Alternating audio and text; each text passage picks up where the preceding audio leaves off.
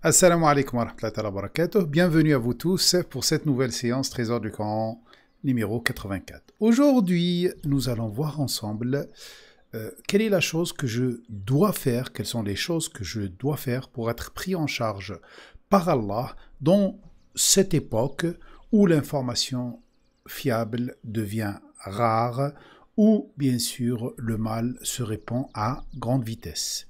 Quelles sont les situations dans lesquelles je dois dire je ne sais pas, dans le cadre, c'est-à-dire de la science, de l'information, quand je dis Allahu A'lam, c'est quand que je dois dire cela, et quel est le sens de Inch'Allah, nous allons voir ça aussi, et combien de temps les gens de la caverne sont restés, et comment se préparer pour être sauvé. J'espère qu'on aura assez de temps, puisqu'aujourd'hui, je ne compte faire que une demi-heure. C'est pas grave, si je finis pas, on le fera la semaine prochaine, Inch'Allah. Alors, reste avec moi pour ce rappel, avec la permission d'Allah exceptionnelle. Et lorsque le Coran est lu, orientez votre écoute vers lui et faites taire toute autre voix. Puissiez-vous entrer dans une matrice chaleureuse.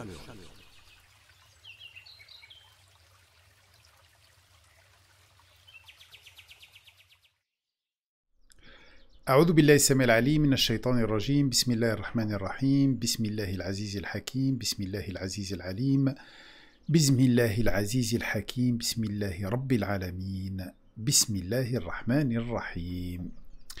Comme je vous ai annoncé au début, nous allons voir plein de choses à travers des signes qui sont les signes de 22 à 29, si on aura bien sûr le temps. Et commençons sans tarder avec un petit rappel de ce qu'on a fait la semaine d'avant.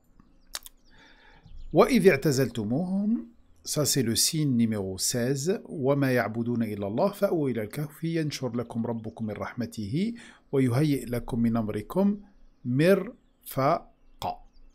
Très bien. Nous avons appris que qu'est-ce que l'i'tizal, comment se détacher d'un peuple injuste, d'un gouverneur injuste, la notion de commandeur, quel est le sens du kahf, comment rentrer dans cette bulle, et bien sûr, qu'est-ce que je vais avoir quand Allah Azza wa Jal va me prendre en charge, bien sûr, suite à ma demande. Et là, je vous conseille de revenir à la séance numéro 83. Aujourd'hui, nous sommes dans le signe 22. Le signe 22, سيقولون ثلاثة رابعهم كلبهم. Comme d'habitude, les humains vont se concentrer dans n'importe quel événement sur des choses qui n'ont pas d'importance. Alors ils vont se dire, ils étaient trois et le quatrième c'était leur chien. Sachez que le mot kelb dans le Coran indique tout ce qui est automatisme. C'est pour ça le chien, c'est l'animal le plus apte à être programmé. Tu peux le programmer dans tous les domaines. Voilà. C'est l'automatisme. Aussi, c'est capturer l'information, le kelb. Sans aller trop dans le détail, puisque tant que je n'ai pas de certitude, je ne peux pas avancer sur certaines choses. Je les garde bien sûr pour moi. Rabi'uhum kelbuhum. Où ils vont dire c'était 5 et le sixième c'est un chien. Rajman bil ghaib. C'est comme quelqu'un qui jette des cailloux derrière un mur. Il n'est pas sûr qu'il a atteint sa cible. Ah, très bien. Et là, on a une indication très très très importante qui nous dit, écoute, quand tu sens que tu es en train de faire comme celui qui jette des cailloux derrière un mur, il ne voit pas la cible, ça ne sert à rien que tu perds ton énergie. Ça ne sert à rien que tu commences à dire, ils étaient 3, ils étaient 4, ils étaient 7. De toute façon, Allah il te dit après, قُلْ رَبِّي أَعْلَمُ بِعِدَّتِهِمْ. Dis, Allah est plus connaisseur de leur idda, de leur nombre. مَا يَعْلَمُهُمْ إِلَّا قَلِيلٌ. Il y a peu qui le savent. Les peu, bien sûr, ça peut être les gens de la caverne d'ailleurs, ceux qui étaient avec eux, etc. En tout cas, tu ne peux pas les dénombrer, surtout que, comme tu le sais, les gens de la caverne, ce sont des gens opprimés. Les gens opprimés en général, ils gardent le secret. Ma ya'lamuhum illa qalil, sauf peu. فلا تماري فيهم إلا مراء ظاهرا ولا تستفتي فيهم منهم أحدا. Dans ce cas, laisse cette réflexion. Ne te préoccupe pas de cela. Et bien sûr, n'essaye pas d'avoir cette information chez les ennemis des gens de la caverne et ceux qui ressemblent aux gens de la caverne. Allez, on va essayer un petit peu de sortir quelques trésors que Allah Azza wa Jalla m'a offerts dans ces signes, ou dans ce signe 22. قُلْ رَبِّي أَعْلَمُ بِعِدَّتِهِمْ قُلْ رَبِّي أَعْلَمُ بِعِدَّتِهِمْ. Dis, limite-toi à dire Rabbi, le responsable de mon évolution, puisque comme je vous ai dit, cette sourate, elle t'aide à évoluer, et ces signes, ils t'aident à évoluer, tu es dans le domaine de l'évolution. Rabbi a'lamu bi'iddatihim. Et là, la question qui se pose, pourquoi Allah il n'a pas dit, pour ceux qui connaissent l'arabe, bi'adadihim? Pourquoi il a parlé de iddatihim? L'idda, c'est les moyens que tu prépares. On dirait qu'Allah, il parle de leurs moyens. Qu'est-ce qu'ils avaient comme moyens? Sachant que dans ce genre de situation, on est opprimé, les seuls moyens qu'on a, c'est notre nombre. C'est-à-dire quand on est plusieurs, avoir les mêmes... On cherche la même chose, qui est Allah, notre Créateur. Et on est ensemble. Dans une situation comme la situation d'aujourd'hui, Inch'Allah, si Allah le veut bien sûr, si Allah le choisit pour nous, je crois que je vais vous faire une conférence qui s'appellera « Sommes-nous aux portes du déluge de Noé ?» alors que j'ai fait il y a 2 ans une qui dit « Sommes-nous dans les prémices du déluge de Noé ?» Quand on est sur les portes du déluge, et bien sûr il y aura certains qui seront sauvés, le plus important c'est le nombre de ces gens-là. D'ailleurs vous verrez après dans les versets qui suivent, dans le verset 28 ou 29, et il te dit, reste avec ces gens-là. Restreins-toi à rester avec ces gens-là. Voilà. Alors, le nombre, c'est pas important. D'accord? Connaître le nombre, c'est pas important. Qu'il soit 3, qu'il soit 4, qu'il soit 5, de toute façon, Allah est avec nous. Si vous voulez, d'où vient cette réflexion? Revenez au sourate où il dit que à chaque fois qu'il y a une conversation secrète entre 3, Allah c'est leur 4e. Entre 4, Allah c'est leur 5e. C'est-à-dire que, peu importe ils sont combien, pourquoi tu veux le savoir? Le seul, l'information la plus importante, c'est qui les accompagne. Et c'est ça, le mot idda, c'est l'accompagnement. D'ailleurs, dans la guerre, quand on parle de idda, on parle de l'armement. Quelle était l'arme qui était avec eux? C'est quoi? C'est qui est le plus important? Eh bien, c'est Allah. فَلَا يَعْلَمُهُمْ إِلَّا قَلِيلٌ. Alors, que tu sois avec 3 personnes, et tu as un animal, un chien, 4 personnes, 7 personnes, c'est pas ça le plus important. Le plus important, qui t'accompagne? Qui vous accompagne? Et bien sûr Allah. Alors, قُلْ رَبِّي أَعْلَمُ بِعِدَّتِهِمْ. Limite-toi à dire, moi je ne vais pas vous dire ils étaient 3, ils étaient 4. Non, limite-toi à dire que Allah est plus connaisseur concernant ce qui les a accompagnés. Ou leur nombre, si vous voulez. Leur nombre aussi. Mais يَعْلَمُهُمْ إِلَّا قَلِيلٌ. Il y a peu qui connaissent cela. Peu qui savent que le plus important, quand tu commences à dire quel était leur nombre, il faut compter Allah. Quand tu comptes Allah avec eux, là tu deviens dans l'illimité. Vous voyez? Et c'est très important. Et c'est ça le plus important. Et c'est les peu qui savent où ils calculent, où ils comptent Allah avec eux, c'est ceux-là les qalil walhamdulillahi rabbil alamin. Ah. Quand Allah te dit dans le Coran, Qur Rabbi a'lam, dit Allah est plus connaisseur, dit le responsable de mon évolution est plus connaisseur. Pourquoi? Puisque c'est une porte de shaitan. Ne cherche pas, c'est une porte de shaitan pour t'éloigner de l'essentiel. Et l'essentiel, c'est de comprendre l'histoire des gens de la caverne, quelle était leur histoire, qu'est-ce qu'ils ont fait, comment ils sont préparés, quelle était leur relation avec Allah. C'est pour ça que j'ai insisté depuis plusieurs séances maintenant sur cela. Il y a des situations dans la vie où tu n'as pas la certitude. Il y a certaines situations dans ta vie où tu n'as pas la certitude, comme ici. Franchement, comment veux-tu avoir la certitude qu'ils étaient 3 ou 4 ou 5 ou 6 ou 7 ou plus? Tu ne peux pas. Alors dans ce cas, limite-toi à dire Allahu A'lam. Allah est plus connaisseur. Car ce sont des portes de shaitan. Alors je vous ai sélectionné 7 situations dans le Coran où tu dois dire Allahu A'lam. Je ne sais pas. C'est mieux pour toi. 1. Quand tu as tendance à dire « je connais la destinée de mon enfant » ou d'un enfant. Tu es parent, tu as ton enfant et tu le vois mentir, voler. Et tu commences à dire « ça y est, quand il sera grand, ça y est, c'est fini, il sera vraiment perdu ». Non. Dis directement « Allahu A'lam », c'est une porte de shaitan.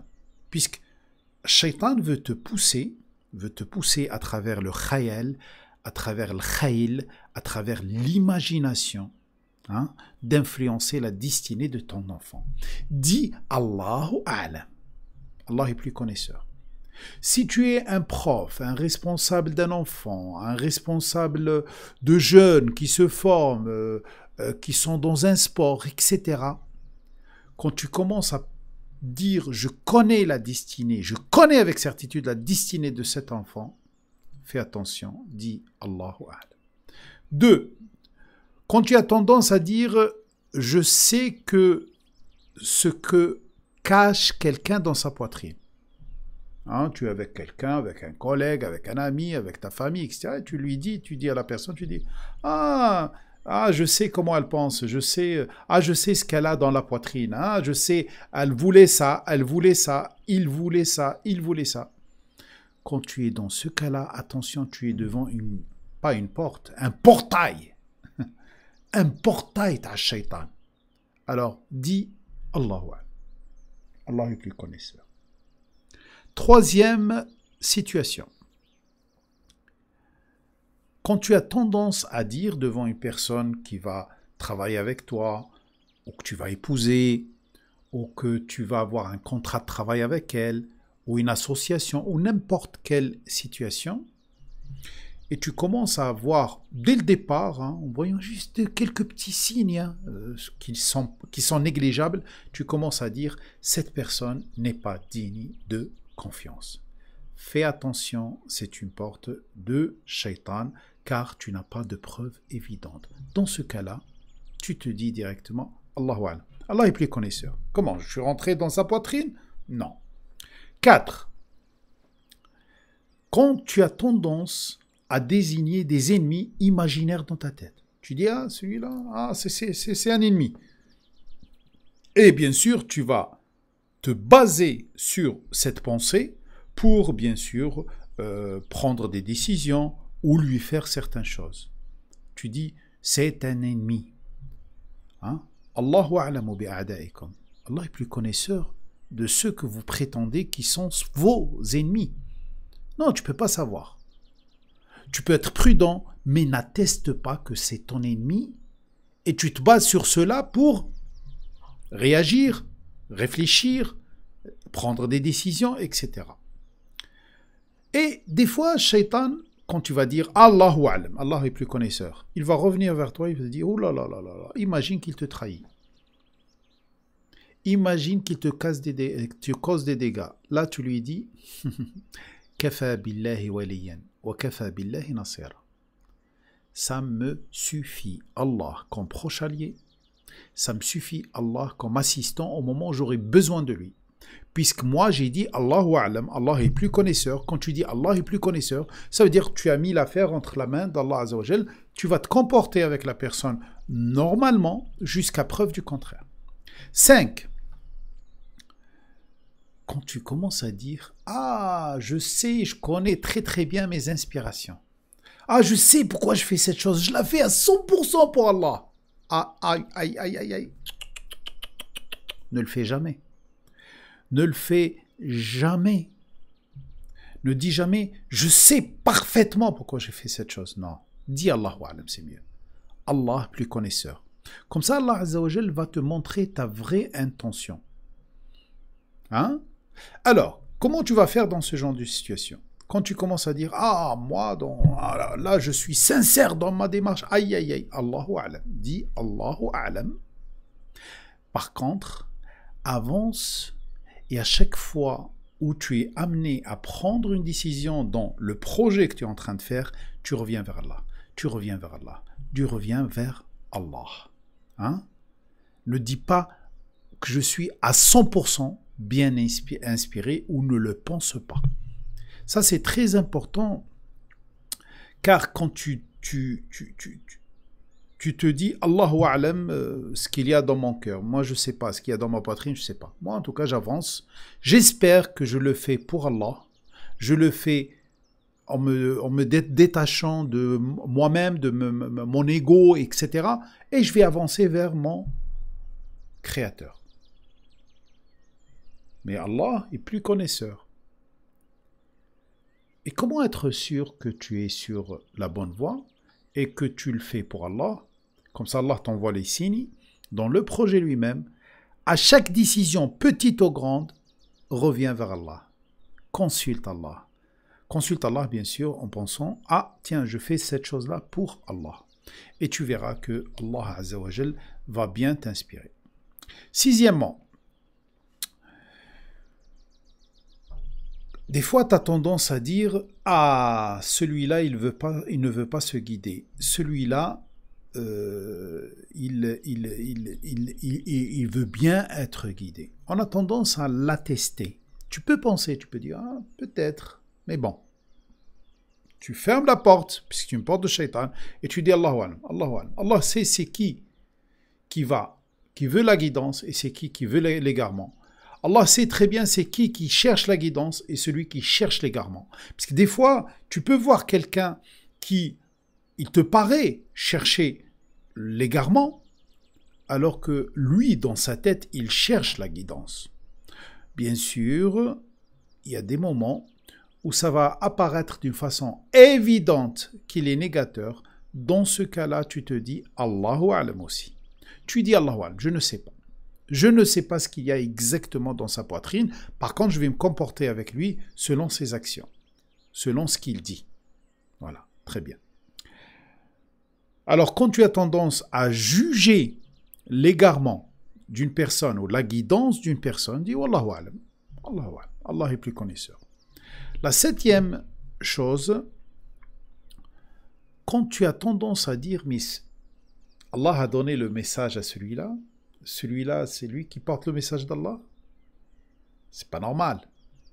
Pourquoi il ne l'a pas donné à celui-là? Celui-là, c'est mieux. Allahu A'lam. Allah est plus connaisseur. Allah, il sait pourquoi il a donné à celui-là, il n'a pas donné à celui-là. Hein? Pourquoi il a donné à celui qui monte chaud et il n'a pas donné à quelqu'un qui a les deux bras? Pourquoi il l'a donné à quelqu'un qui est handicapé, il ne l'a pas donné à quelqu'un qui n'a pas d'handicap? Ça ne te regarde pas. Quand tu commences à penser, à dire, mais pourquoi celui-là? Pourquoi celui-là? J'ai le sentiment qu'il porte le message d'Allah. Mais pourquoi lui? Dans ce cas, dis, c'est une porte de shaitan, hein, pour t'éloigner du rappel, dis, Allahu A'lam. Il a confié, Allahu A'lam, c'est Allah. Allah est plus connaisseur de ceux vers qui il leur donne cette charge de diffuser son message. Alors, فَلَا تُمَارِ فِيهِمْ إِلَّا مِرَاءً ظَاهِرًا وَلَا تَسْتَفْتِ فِيهِمْ مِنْهُمْ أَحَدًا. Ne dispute à leur sujet que sur un plan exotériques et ne consultent personne sur leur cas. Le mot mira, c'est réflexion. C'est comme le mraya, le miroir, il reflète. Alors, n'aimez pas de réflexion les concernant que sur la base d'une information claire, dominante et qui te pousse vers l'avant. C'est pour ça qu'il parle de zahir. Zahir, c'est-à-dire apparent, et aussi qui derrière toi, qui te pousse vers l'avant. Et ne demande pas à ceux qui sont loin d'Allah cette information. C'est-à-dire que tu ne vas pas aller dans les livres anciens et dans ce qu'a écrit tel ou tel, etc., pour chercher les gens de la caverne, c'était combien leur nombre. Non, Allah déjà là, il a fermé la porte et il t'a dit, concentre-toi sur autre chose. Très bien.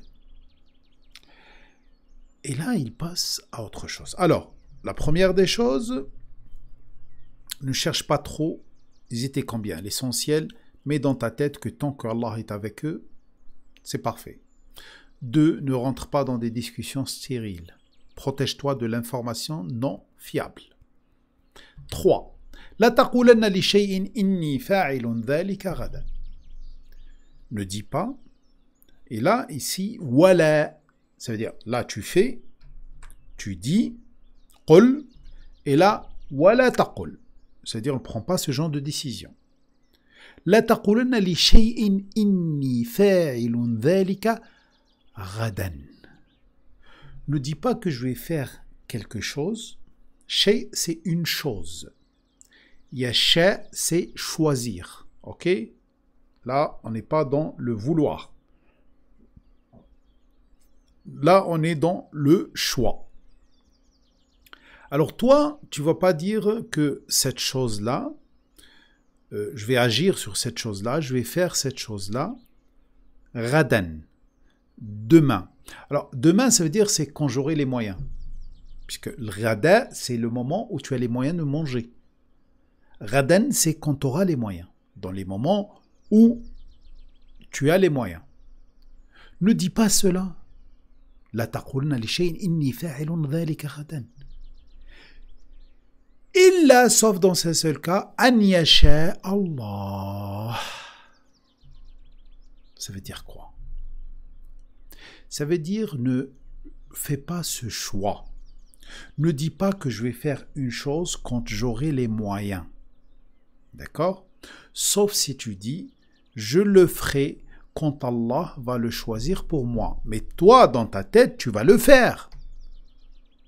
C'est ça qui a rendu Inch'Allah, signification que je ne le ferai pas. C'est pas sûr. Non, le contraire. Inch'Allah, c'est sûr. Puisque là, tu es dans le choix divin. Alors, quels sont les choix divins? Et là, je vais vous donner un conseil. Un conseil d'or, hein, attention. Il y a certains qui l'ont déjà eu dans les formations que je fais. Et vous allez l'avoir maintenant. Et moi-même, je l'ai écouté chez mon frère Amin Sabri, et qui m'a permis, bien sûr, de m'élargir dans ce domaine. La taqulanna li shay'in inni fa'ilun dhalika ghadan illa an yasha Allah. Allah a des choix. D'accord? Autour de 30 choix. Ça veut dire Allah, il donne, Allah, il ne donne pas, Allah, il prend, Allah, il augmente les richesses de quelqu'un, Allah, il diminue les richesses de quelqu'un, Allah, il corrige, Allah, il guide, etc. Ça, c'est des choix. Il n'y a que ces choix-là dans l'univers, sur Terre. Toi, peu importe la chose que tu fais, tu es en train de bouger dans les choix divins. Il y a 3 choix auxquels tu dois faire attention. Puisqu'Allah Azza wa Jal, il fait attention à ce que tu choisis toi dans tes pensées continuelles. Moi, je les appelle les PCC. Dans tes pensées continuelles, à quoi tu penses continuellement? Par exemple, si continuellement tu penses qu'Allah ne va pas te donner, yaqdiru liman yasha, qu'Allah ne va pas te donner, Allah ne va pas te donner subsistance, Allah ne va pas subventionner la chose que tu comptes faire, eh ben, elle ne sera pas subventionnée.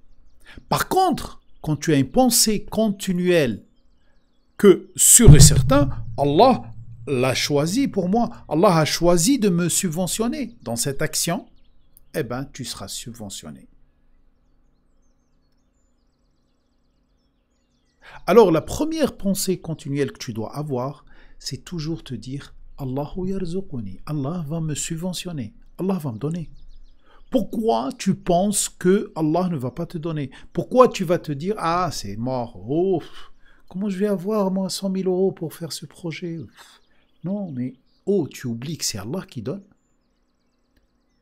Dis, tant que je fais attention à mon intention et j'ai choisi Allah comme subventionnaire, eh bien Allah, il va faire un choix en retour, c'est de me subventionner, me donner.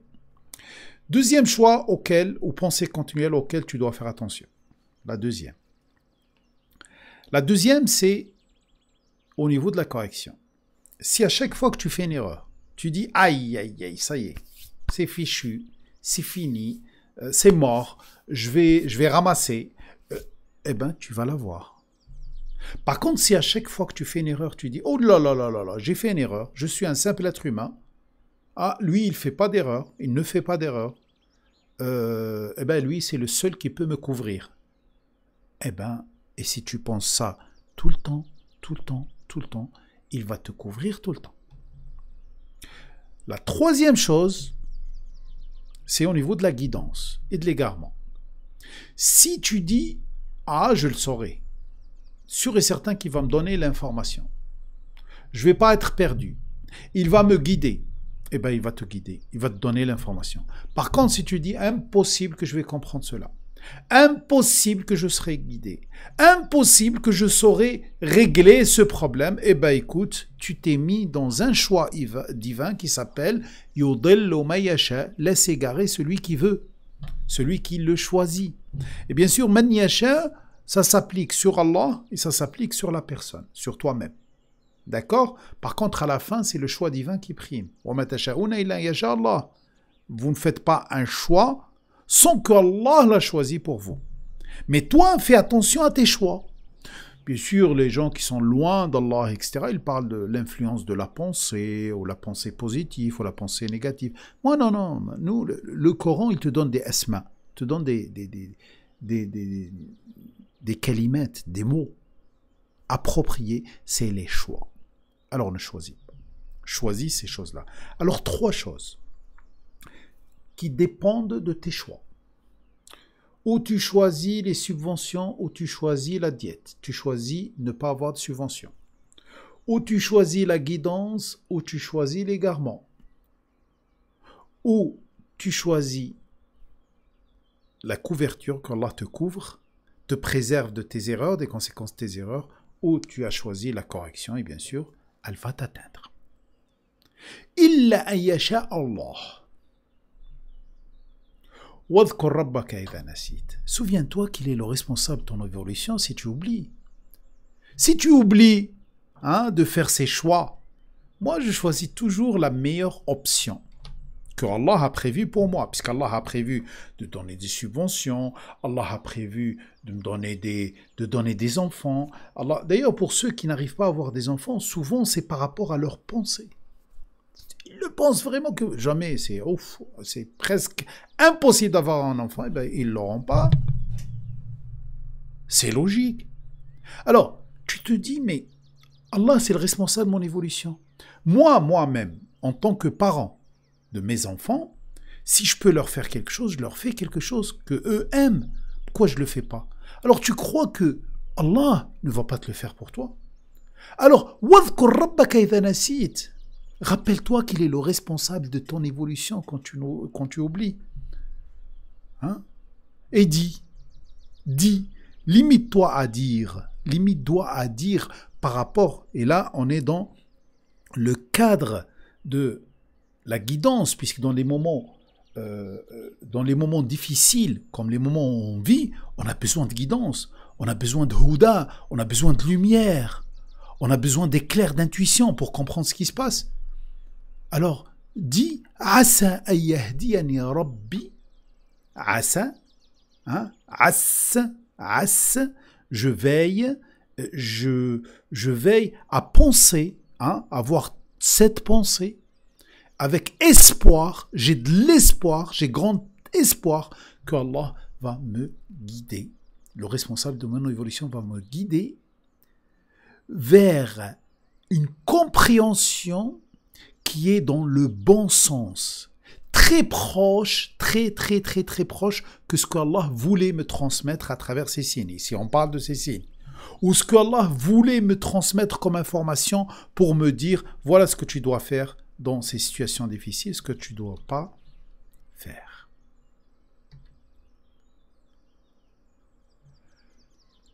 وَلَبِثُوا فِي كَهْفِهِمْ 300 سِنِينَ وَازْدَادُوا تِسْعًا.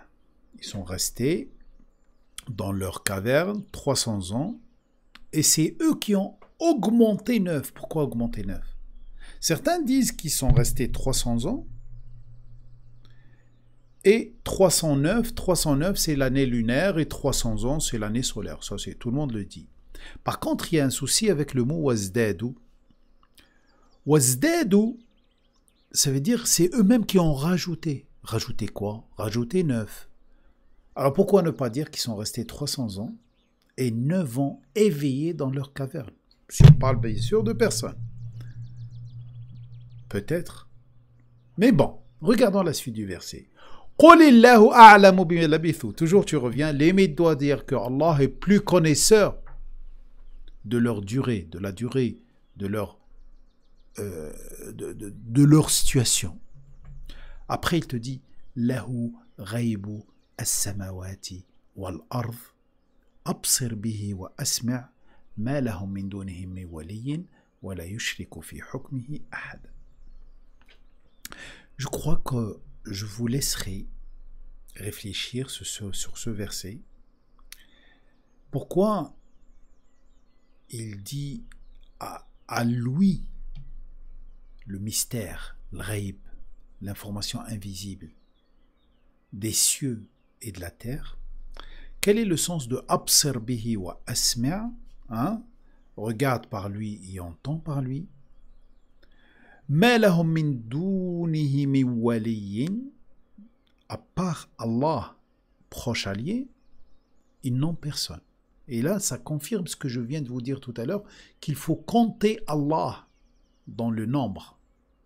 Wala yushriku fi hukmihi ahada, bien sûr, quand il décide quelque chose, il n'associe personne à cela.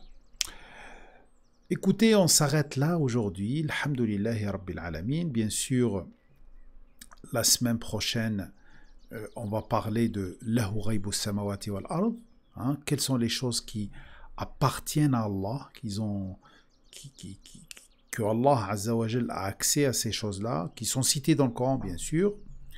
Bien sûr, par rapport à ce verset, pourquoi il parle de communiquer du kitab, pourquoi il demande de se restreindre avec ceux qui invitent leurs responsables d'évolution. Il y a plein de trésors qu'on va découvrir, Inch'Allah, la semaine prochaine. Voilà, je vous ai transmis mon message. Un message que j'espère venir du Créateur. Si je me suis trompé, ça ne peut venir que de moi. Si j'ai dit une vérité, ça ne peut venir que d'Allah Azza wa Jal. Je vous laisse sur ça, bien sûr. N'oubliez pas de participer à l'Arche des Valeurs. Faites un tour sur notre site. Il y a plein de choses très intéressantes, surtout les vidéos du connaisseur des créateurs, qu'on a mis un tarif très simple pour financer justement l'Arche des Valeurs. Et ne rigolez pas et vous dites pourquoi il fait l'Arche. Comme j'ai vu certains sur Internet parler de cela, ils disent « ouais, c'est pas une priorité ». Ben, il y en a certains aussi qui ont rigolé à l'époque de Noé et qui leur ont dit « mais pourquoi tu construis un bateau ?» Et là, certains disent « mais pourquoi vous voulez à tout prix une ferme indépendante, autonome dans toute chose? Pourquoi ?» Ok. Viendra le jour où tout le monde va comprendre. Je demande à Allah Azza wa Jal de rajouter notre science à nous tous et qui nous guide vers lui et qui nous protège de l'égarement. Restez avec le rappel, restez, Inch'Allah, dans cette situation où vous sentez la rahma d'Allah Azza wa Jal, qu'Allah vous préserve.